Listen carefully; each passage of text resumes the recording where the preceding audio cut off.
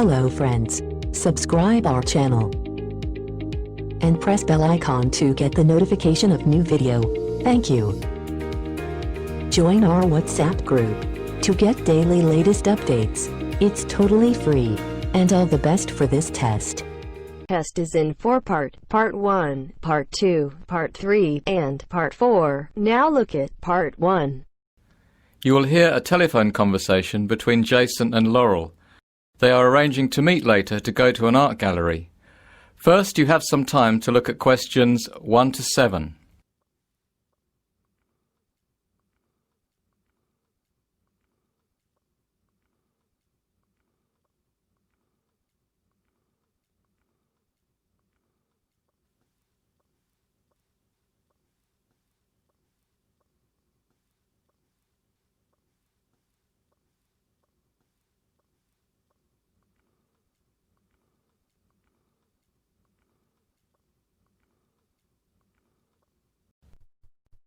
Hi Laurel, it's Jason. How are you? Jason, so glad you called. I'm fine. You must have got my message on your answer phone.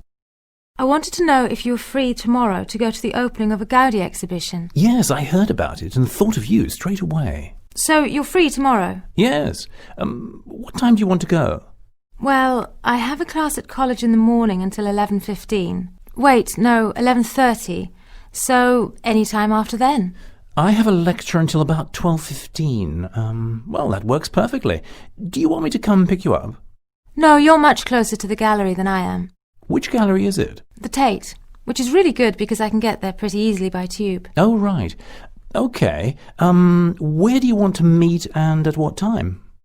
If I leave when I finish my class, I can probably make the 11:55 tube. That should get me into central London in about 25 minutes. I can come to the tube to meet you by 12:30. It's probably easier to meet at the Tate. The tube is pretty quiet at that time, not the usual rush of people, so I should be okay. And they've installed a new device in the lift for wheelchairs, so I can get to the street without having to wait for long. Do you remember the old lift? Yes, it was horrible. It made that loud clanking noise, and the smell would make anyone pass out. The new lift is quicker, and the wheels of the chair lock into a safety system that allows you, and whoever else is in there with you, more room. It's a lot quicker. That's a relief. Okay, so where are we meeting? How about at the ticket office at the Tate? If I get there first, do you want me to buy you a ticket? No, I get a concession and need to show my card. Lucky you. How much do you pay? About £10 for major exhibitions on Tuesdays. Well, that's pretty good. The normal price is another £5. Hang on. Did you say Tuesdays? Yes. Tomorrow's Tuesday. Yes, you're right. Why did I think it was Wednesday? Oh, because our lecture times have all changed this week, and it's put me off.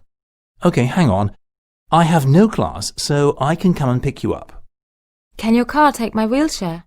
Yes, I've got the van, so there's plenty of room in the back.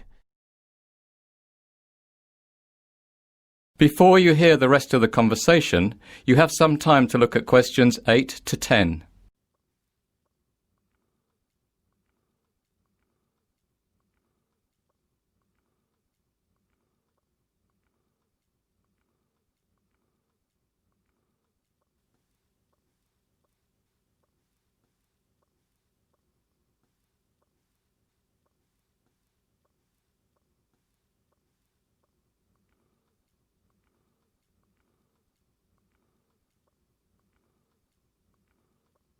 Now listen and answer questions 8 to 10. What's your address? It's flat 6, 83 Alexandra Avenue, West Hampstead. Let me write this down. Flat 6... Yes, that's 83 Alexandra Avenue. Alexandra Avenue? Yes, West Hampstead. Got it. Okay, I'll be there at 12:30. Will you be home by then? Sure will. Thanks, Jason. See you tomorrow. Okay, bye. You now have half a minute to check your answers.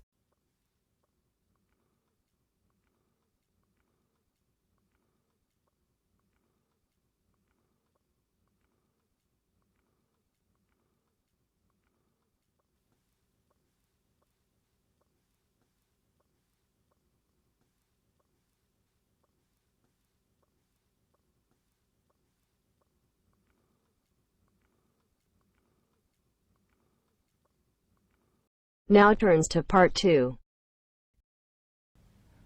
You will hear a tour guide talking about the Newgrange Passage tomb in Ireland. First, you have some time to look at questions 11 to 16.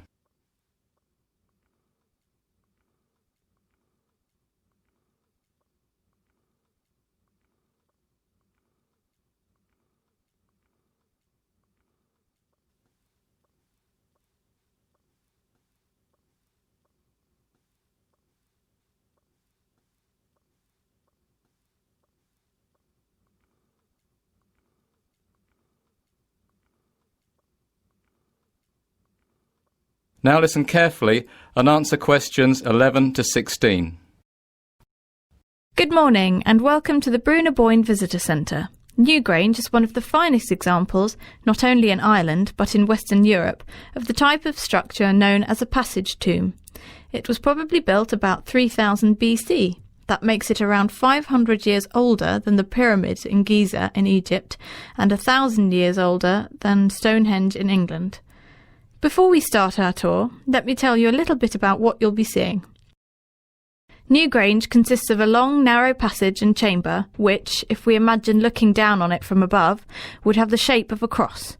In the 2 rooms of the chamber forming the arms of the cross, you will see large stone basins, which are a feature of many Paleolithic Irish tombs, though researchers can only guess about what their purpose would have been. Outside of the tomb, in front of the entrance to the passage, sits the large carved entrance stone, which I'm sure you've all seen pictures of in magazines or textbooks.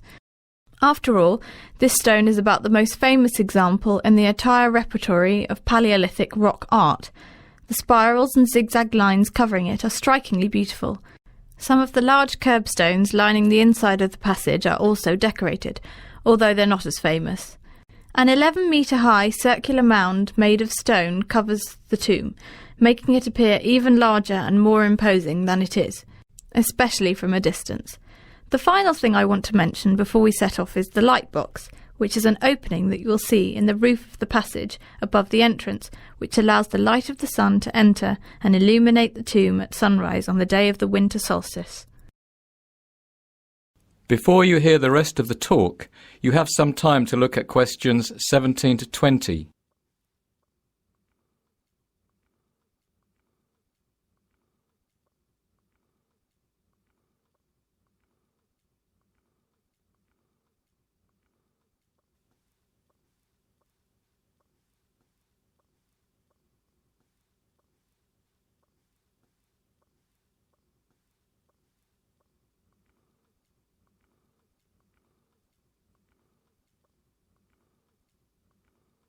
Now listen and answer questions 17 to 20. Actually, I want to tell you a bit more about the winter solstice at Newgrange. The alignment of the tomb to the winter solstice sunrise is without a doubt one of the most amazing features of Newgrange, and has led researchers to speculate that the site may not have been only a place of burial, but may have had broader cultural importance as a place of spiritual or scientific significance. Indeed, to witness the winter solstice sunrise illuminate the tomb is breathtaking, and still has a deep resonance with people today. The general public are welcome to gather at Newgrange for the sunrise on the mornings around the solstice, but access to the chamber itself is limited on the solstice morning, and is decided in advance by the lottery. It's proved to be extremely popular. Last year there were 25,349 entries for the solstice lottery's 50 places. But don't despair. In recent years, the event has been transmitted live by the Office of Public Works to hundreds of thousands of people around the world via internet and television stations. This year's draw will take place on September 30th, and the winning applicants will be notified by mid-October. To assure that everything is fair and square, children from 3 local schools will choose the winning applicants. 50 names will be drawn, and each of the lucky winners can bring a guest. But of course, 100 people won't fit in the tomb. We have room for 10 lottery winners and their guests in the chamber on each of the 5 mornings around the winter solstice. If you're interested in signing up, you can do so at the information desk on your way out.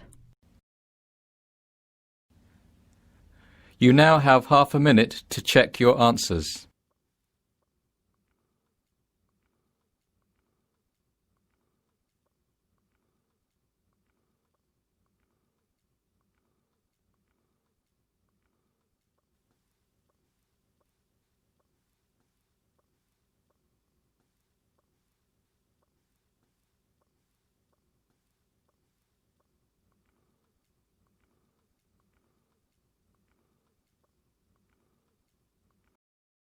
Now turns to part 3.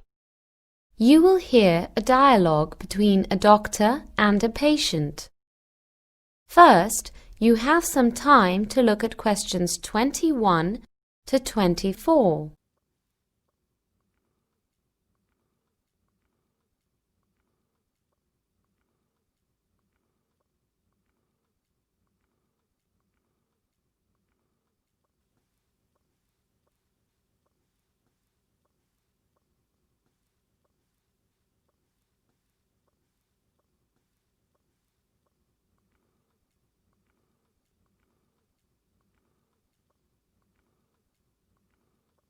Now, listen carefully and answer questions 21 to 24. Hello, Dr. Smith. Can I come in? Yes, please, sit down. I won't be a minute. Thank you. You would be Mr. Garrison? Yes, Peter Garrison. Okay, what seems to be the problem, Mr. Garrison? I've been having some pains in my stomach and it's been bothering me for nearly 2 weeks. Actually, 10 days to be exact. What happened at the time the pain started? I was having dinner with my family and I thought I must have eaten something that didn't sit well in my stomach. Then what did you do? I drank a glass of Alka-Seltzer to ease the pain, but it didn't work. Do you remember what it was that you ate at the time the pain started? Yes. I was eating pumpkin soup with bread, and then we had roast chicken, potatoes, some vegetables, and afterwards dessert. I think it was chocolate pudding with cream. That's quite a lot of food. Yes, well, I do like to eat. Do you do any form of exercise? No, not really. I mean, sometimes I might go for a walk. How often? Maybe once a month. And for how many hours? Oh, no, not a long walk. I might walk to the local shops instead of taking my car. How far away is the shop? About 5 minutes. By car? No, on foot. Well, I think the problem here is that you're quite overweight from the looks of things. You don't exercise and you eat far too much. So I'd say the issue you're having with your stomach is something that was inevitable. I'm going to suggest a few things, but you have to comply. Otherwise, there's no point in me going on. So, it's serious? It will be if you don't take steps to change your lifestyle. Before you hear the rest of the conversation, you have some time to look at questions 25 to 30.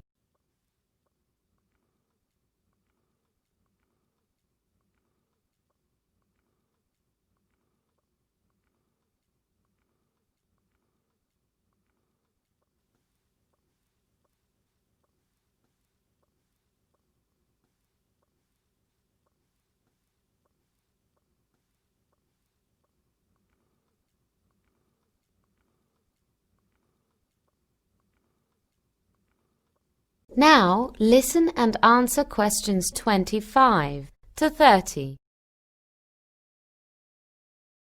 Oh, what should I do? First of all, I'm going to give you a list of what you can and can't eat for the next month. I want you to follow this quite strictly. Do you understand? Yes. For breakfast, I want you to have a cup of hot water and lemon juice. Is that all?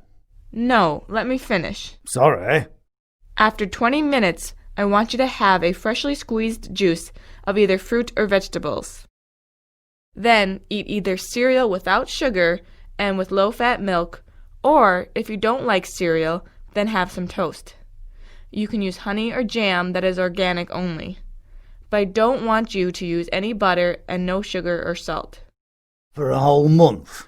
Yes. Then, for a mid-morning snack, you can have 2 pieces of fruit. Lunch will be 2 pieces of brown organic bread with either avocado or hummus instead of butter and salad. Then in the afternoon, you can have a handful of nuts, but not too many. Okay so far? Well, it all sounds a bit hard. You know, it doesn't seem like much. For dinner, you are allowed a small quantity of about 100 grams of either brown rice or pasta with steamed or baked fish and vegetables. If you must have dessert, You can either have another piece of fruit or some low-fat organic yogurt. Where do I buy all this organic food? There's a shop in the high street, and I want you to walk there.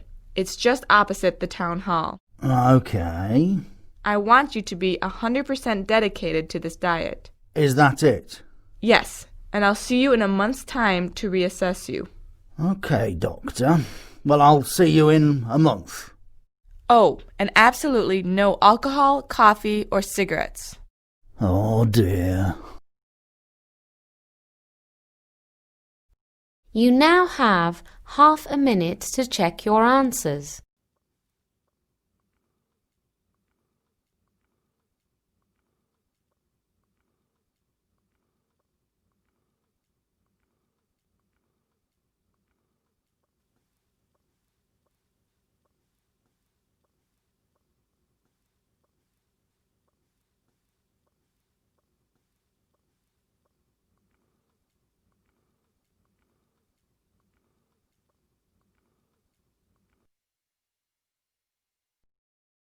Now turns to part 4. You will hear part of a lecture on photography. First, you have some time to look at questions 31 to 40.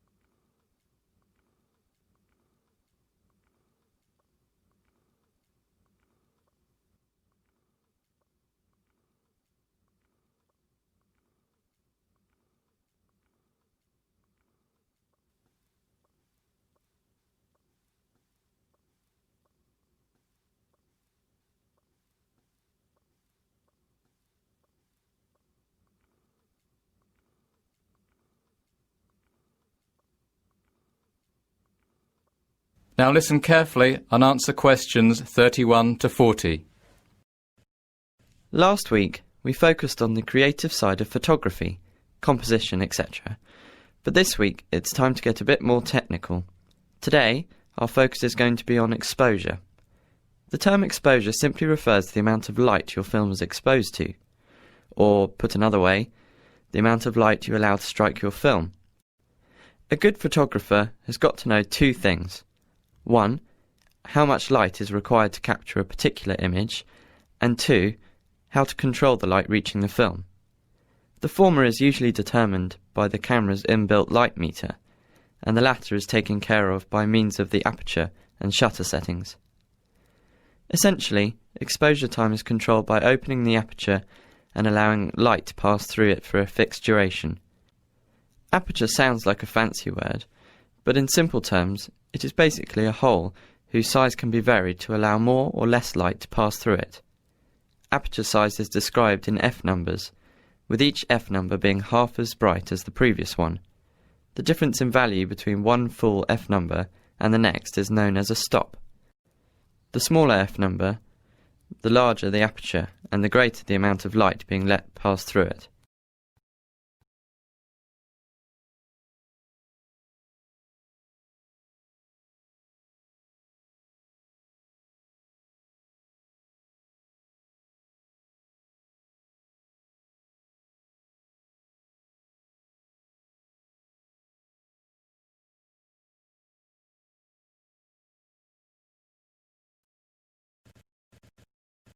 Shutter controls also play a crucial role in determining the exposure for a shot.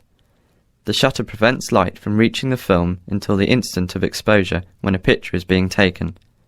Then it opens for a predetermined amount of time, allowing light to pass through the aperture and onto the film. Shutter speed is expressed in seconds or fractions of a second. A 1-unit change to the shutter speed is also known as a stop, and a change of 1 stop to the shutter speed has a similar outcome to a 1-stop aperture size adjustment. Overexposure, as the name suggests, occurs when you give your film more exposure to light than is necessary to capture a clear image. Telltale signs of overexposure include pictures dominated by pale or light shades and poor washed-out colours. Underexposure, then, occurs when there is not enough light and produces the opposite result, a dark image with poor detail and shadows. Before we go on to look at how to ascertain the correct exposure settings for a particular shot, let's take a short break. You now have half a minute to check your answers.